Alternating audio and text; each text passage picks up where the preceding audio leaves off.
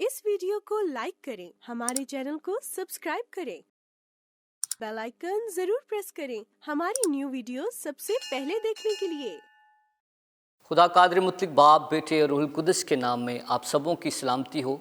मसीह यस्सु में अज़ीज़ भाइयों, बहनों, बच्चों और बुज़ुर्गों, आज फिर से रोज़ों के मुतालिक एक नए ख्याल को लेकर पादरी ज़ैन राहब कन्फेशनल एवेंजेलिकल लूथरन चर्च की जानिब से आपकी खिदमत में हाज़िर है।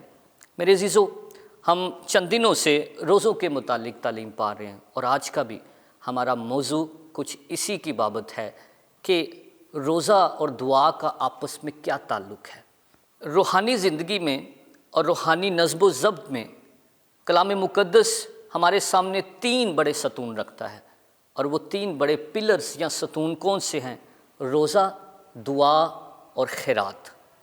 और किसी ने कहा है कि दुआ रोज़े के बग़ैर तो हो सकती है, लेकिन रोज़ा दुआ के बग़ैर नहीं हो सकता।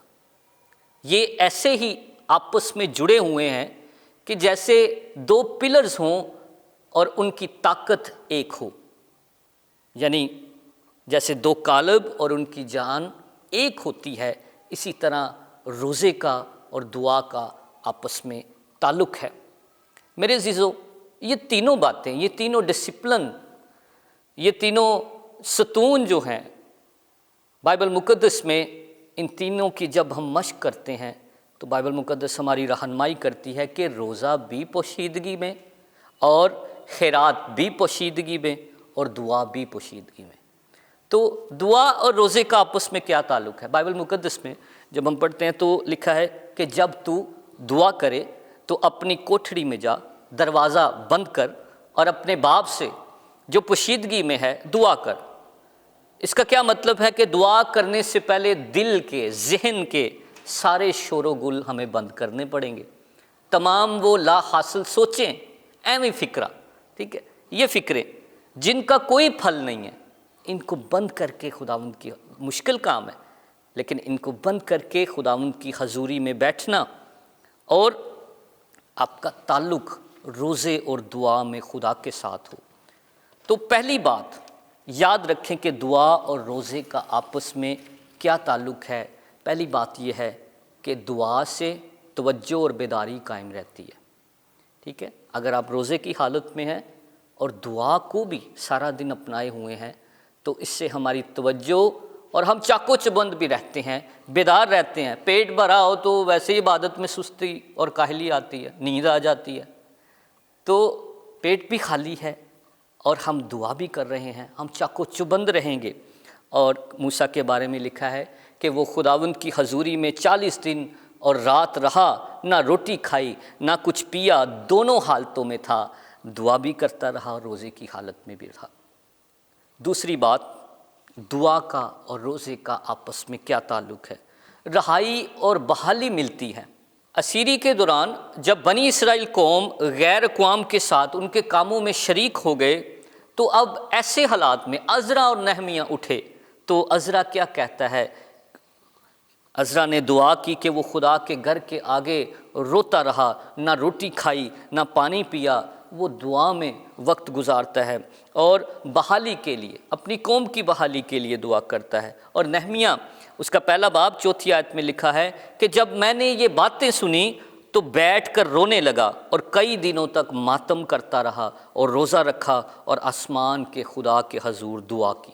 तो रोज़ा और दुआ आपस में इनका गहरा ताल्लुक़ है।